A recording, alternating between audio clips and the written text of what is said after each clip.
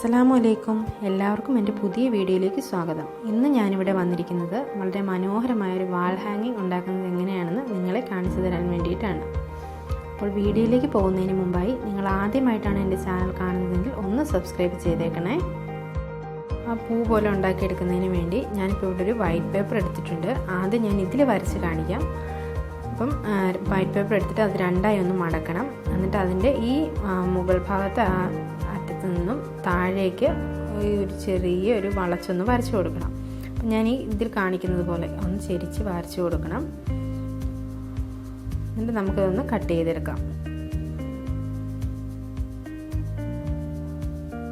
കണ്ടില്ലേ, ഈ ഷേപ്പിലാണ് അത് കിട്ടുന്നത്. ഇനി നമുക്കിതൊന്ന് ഒരു ചാർട്ട് പേപ്പറിലേക്ക് വെട്ടിയെടുക്കാം. ആദ്യം തന്നെ ചാർട്ട് പേപ്പറിലൊക്കെ വെട്ടാൻ പോയാൽ അത് കട്ടിയുള്ള ചാർട്ട് പേപ്പർ ആയതുകൊണ്ട് തെറ്റിപ്പോകാനൊക്കെ സാധ്യതയുണ്ട്. അതുകൊണ്ടാണ് ഞാൻ ആദ്യം ചാർട്ട് പേപ്പറിൽ വെട്ടാതിരുന്നത്. ഇനി നമുക്ക് ആ ഷേപ്പ് കറക്റ്റ് ഒന്ന് വരച്ചു കൊടുക്കാം.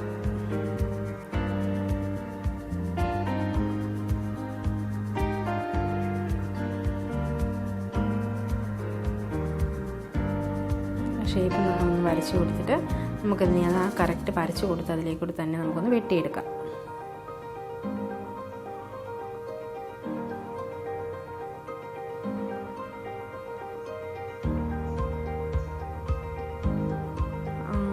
ഒട്ടും തന്നെ വളഞ്ഞോ ചെരിഞ്ഞോ ഒന്നും പോകാതെ നന്നായി നല്ല വൃത്തിയായിട്ട് തന്നെ വെട്ടിയെടുക്കണം.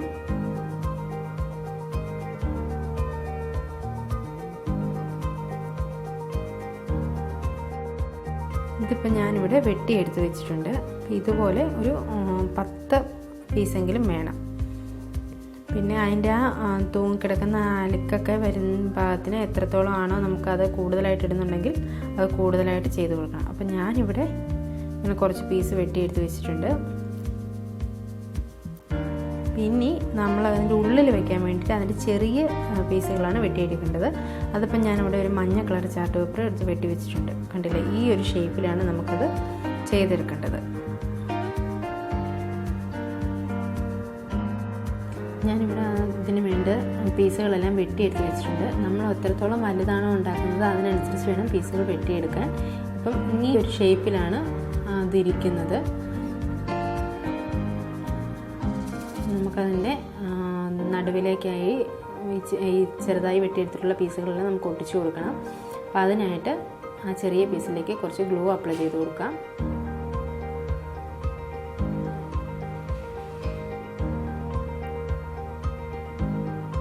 വീട്ടുജോലിയെല്ലാം കഴിഞ്ഞ് വെറുതെ ഇരിക്കുമ്പോൾ ഒരു നേരം പോക്കാണിത്. അപ്പോൾ നിങ്ങളെല്ലാവരും ചെയ്ത് നോക്കണം. ഇനി നമുക്കതൊന്ന് ഒട്ടിച്ചു കൊടുക്കാം. കറക്റ്റ് നടുവിലായിട്ട് വേണം അത് ഒട്ടിച്ചു കൊടുക്കാൻ. ഇപ്പോൾ കണ്ടില്ലേ, ആ ബ്ലൂ കളറ് യെല്ലോ കളറിനൊരു ബോർഡർ പോലെയാണ് നിൽക്കുന്നത്. നല്ല ഭംഗിയുണ്ട് ഇത് കാണാനായിട്ട്. നിങ്ങൾക്ക് വേറെ കളർ നല്ല കളർ കോമ്പിനേഷനൊക്കെ എടുക്കാവുന്നതാണ്. അങ്ങനെയെല്ലാം ഒട്ടിച്ചു കൊടുക്കണം. ഞാനിവിടെ ബാക്കിയുള്ളതും കൂടെ ഒട്ടിച്ചെടുക്കുകയാണ്. ആ ഗ്ലൂ അപ്ലൈ ചെയ്തിട്ട് അതൊന്ന് ഒരു ബഡ്സ് കൊണ്ട് ഒന്ന് തേച്ച് കൊടുത്താൽ വളരെ നേരത്തതായിട്ടിരുന്നോളും. അങ്ങനെ പൊങ്ങിയൊന്നും ഇരിക്കില്ല. അങ്ങനെ ഞാൻ മൊത്തം ഒന്ന് ഒട്ടിച്ചെടുക്കുന്നുണ്ട്.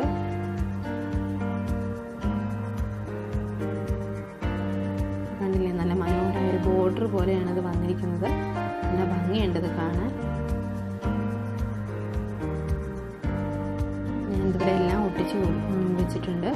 ഇനി നമുക്കതൊന്ന് മടക്കി ഒരു പൂവിൻ്റെ ഏതുള്ള ഷേപ്പിൽ മടക്കി കൊടുക്കാം.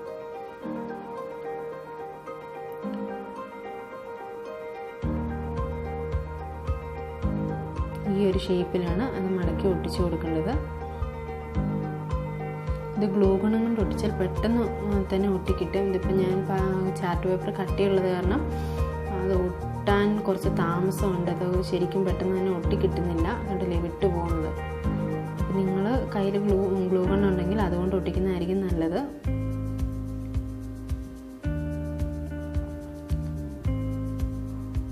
ഞാൻ ആദ്യം ഇവിടെ എല്ലാവർക്കും ഉപയോഗപ്രദമായിട്ട് പശ കൊണ്ട് ഒട്ടിച്ച് കാണിക്കാം എന്നുള്ള രീതിക്കാണ് ഞാൻ പശ കൊണ്ട് ഒട്ടിച്ച് കാണിച്ചത്. പക്ഷേ അതങ്ങനെ ഒട്ടുന്നില്ലായിരുന്നു. അപ്പം ഞാൻ വീണ്ടും അത് ഒരു ഗ്ലൂ ഗൺ എടുത്ത് ഇതെല്ലാം ഒന്ന് ഒട്ടിച്ചു വെച്ചു.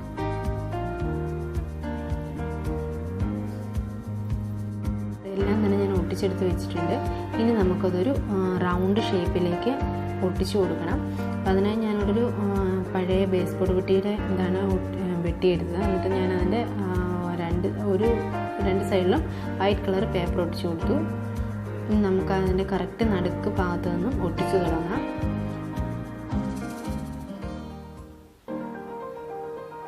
ഇതും പശ വെച്ച് സാധാരണ പശയൊക്കെ ഒട്ടിച്ചു കൊടുത്തിട്ടുണ്ടെങ്കിൽ വളരെ പതുക്കെ ഒട്ടിക്കിട്ടുള്ളൂ. അതുകൊണ്ട് ഗ്ലൂ ഗണ്ണുള്ളവർ പെട്ടെന്ന് തന്നെ സെറ്റായി കിട്ടാൻ വേണ്ടി ഗ്ലൂ ഗണ്ണ് കൊണ്ട് ഒട്ടിച്ചു കൊടുക്കണം.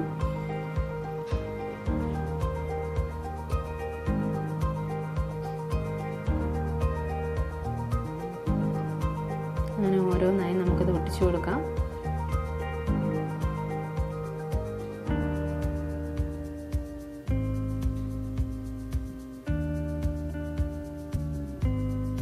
ബാക്കിയും കൂടി ഇനി ഒട്ടിച്ചെടുത്തുകൊണ്ട് വരാൻ. ഇപ്പോൾ ഇവിടെ മൊത്തം ഞാൻ ഒട്ടിച്ചെടുത്ത് വെച്ചിട്ടുണ്ട്. കണ്ടില്ലേ, മറുഭാഗത്ത് വൈറ്റ് കളർ മാത്രമാണ്, ഈ ഒരു ഭാഗത്ത് മൊത്തം ഒട്ടിച്ചെടുത്ത് വെച്ചിട്ടുണ്ട്. ഇനി നമുക്ക് അതിൻ്റെ നടുവിലായിട്ട് പൂ വെച്ച് കൊടുക്കുന്നവർക്ക് പൂ വെച്ച് കൊടുക്കാം. നടുഭാഗത്തായിട്ട് ഇപ്പോൾ ഒരു യെല്ലോ കളറ് ചാർട്ട് പേപ്പർ തന്നെയാണ് ഒട്ടിച്ചു കൊടുക്കുന്നത്. നിങ്ങളുടെ കയ്യിൽ പൂവ് ഉണ്ടെന്നുണ്ടെങ്കിൽ നിങ്ങൾക്ക് ആ പൂവൊക്കെ വെച്ച് കൊടുക്കാം. അപ്പോൾ കുറച്ചുകൂടെ ഭംഗി കിട്ടും. ഇപ്പം ഞാൻ ഉണ്ടാക്കിയ പൂവൊന്നും ഇരിപ്പില്ല, അതുകൊണ്ടാണ് ഞാനിത് അതിൽ ഒട്ടിച്ചു കൊടുക്കാറുണ്ട്. ഇപ്പോൾ ഒരു 2-3 കളർ പേപ്പറാണ് ഞാൻ ഇതിൻ്റെ ചാർട്ട് പേപ്പറാണ് ഒട്ടിച്ചു കൊടുക്കുന്നത്. ഈ വയലറ്റ് കളർ പേപ്പർ ഇതിൻ്റെ മുകളിലായി ഒട്ടിച്ചു കൊടുക്കുന്നുണ്ട്. നിങ്ങൾക്ക് പൂവാകുമ്പം ഒരു പൂ മതിയാകും. വയലറ്റ് കളർ ഇതും കൂടെ ഒന്ന് ഒട്ടിച്ചു കൊടുക്കാം. പിന്നെ ആ കുറച്ച് വട്ടം കുറച്ച് നമുക്ക് കുറച്ചധികം പേപ്പർ ഒട്ടിച്ചു കൊടുത്താൽ നല്ല ഭംഗിയായിരിക്കും കാണാൻ. ഇതെല്ലാം ഒട്ടിച്ച് റെഡിയാക്കി എടുത്ത് വെച്ചിട്ടുണ്ട്. ഇതൊരു 3-4 കളറാണെങ്കിലും നല്ല ഭംഗി ഉണ്ടാകും കാണാൻ. അപ്പം ഞാൻ 2-3 കളറേ അവിടെ ഒട്ടിച്ചു കൊടുത്തിട്ടുള്ളൂ. ഇനി നമുക്ക് അതിൽ നിന്ന് താഴേക്ക് തൂങ്ങിക്കിടക്കാൻ പാകത്തിന് അലക്കുകൾ ഉണ്ടാക്കിയെടുക്കണം. അതിനായി വൂളൻ നൂലാണ് ഞാൻ എടുത്തിരിക്കുന്നത്. നിങ്ങളുടെ കയ്യിൽ സാധാരണ മെഷീൻ നൂലാണ് ഉള്ളതെങ്കിൽ അതെടുക്കാം, അല്ലെങ്കിൽ കറുപ്പ് ചരടുകൾ കിട്ടുമെങ്കിൽ അതെടുക്കാം. നിങ്ങളുടെ കയ്യിലുള്ളതിനനുസരിച്ച് അതെന്താണെന്ന് വെച്ചാൽ ചെയ്തെടുത്താൽ മതി.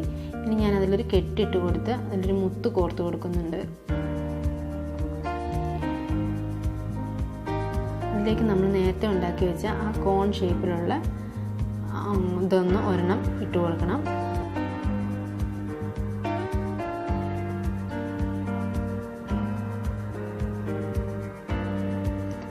പിന്നെ അതിലേക്ക് ഞാൻ കുറച്ച് മുത്തുകൾ ഇങ്ങനെ കോർത്തെടുത്ത് വെച്ചിട്ടുണ്ട്. ഇതൊക്കെ ഇവിടെ ഉണ്ടായിരുന്ന പഴയ മാലയുടെ മുത്തുകൾ, പൊട്ടിക്കിടന്നിരുന്ന മാലയുടെ മുത്തുകളൊക്കെയാണ് ഞാൻ കോർത്ത് കൊടുത്തിരിക്കുന്നത്. അധികം മുത്തുകൾ വേണമെങ്കിൽ നിങ്ങൾക്ക് അധികം മുത്തുകൾ ഇട്ട് കൊടുക്കാം, നല്ല ഭംഗിയായിരിക്കും കാണാൻ. ഞാനിവിടെ സമയം ഇല്ല, പിന്നെ മടി, അതൊക്കെ കൊണ്ട് കുറച്ച് മുത്തുകൾ മാത്രമേ ഇട്ട് കൊടുത്തിട്ടുള്ളൂ. ഇവിടെ അങ്ങനെ 5 അലക്കുകൾ ഉണ്ടാക്കിയെടുത്ത് വെച്ചിട്ടുണ്ട്. ഇനി നമുക്കത് ആ ഉണ്ടാക്കി വെച്ച പൂവിലേക്ക് ഒന്ന് ഒട്ടിച്ചു കൊടുക്കണം. ഇതിൻ്റെ മറുഭാഗത്തായിട്ട് നമുക്കിതെല്ലാം ഒന്ന് ഒട്ടിച്ചു കൊടുക്കണം. ഞാനിവിടെ ചെറിയൊരു വാൾ ഹാങ്ങിങ് മാത്രമാണ് ഉണ്ടാക്കിയിരിക്കുന്നത്. വളരെ വലുത് ഉണ്ടാക്കണമെന്നുണ്ടെങ്കിൽ കുറച്ചധികം ചാർട്ട് പേപ്പറുകൾ എടുത്താൽ മതിയാകും. ഞാനിതിവിടെ വലിയ ഓർഡറിലൊന്നും അല്ല ഒട്ടിച്ചു കൊടുത്തിരിക്കുന്നത്.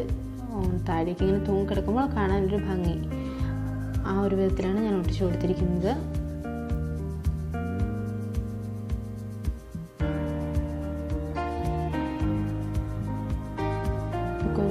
കുറച്ചുകൂടി വലുതൊക്കെ ആണെങ്കിൽ ഒരു 5 എന്നുള്ളത് 8, 9 ഹാങ്ങിങ് താഴെ ഇങ്ങനെ തൂങ്ങിക്കിടക്കുന്നത് ഉണ്ടാക്കുകയാണെങ്കിൽ നല്ല ഭംഗിയായിരിക്കും കാണാൻ. അപ്പം ഞാനിവിടെ ചെറിയൊരെണ്ണം മാത്രമാണ് ഉണ്ടാക്കിയിരിക്കുന്നത്. നമ്മൾ വീട്ടിലൊക്കെ വെറുതെ ഇരിക്കുമ്പോൾ ഇങ്ങനെയുള്ള കാര്യങ്ങളൊക്കെ ചെയ്തുകൊണ്ടിരിക്കുമ്പോൾ മനസ്സിലൊരു സന്തോഷം കിട്ടും.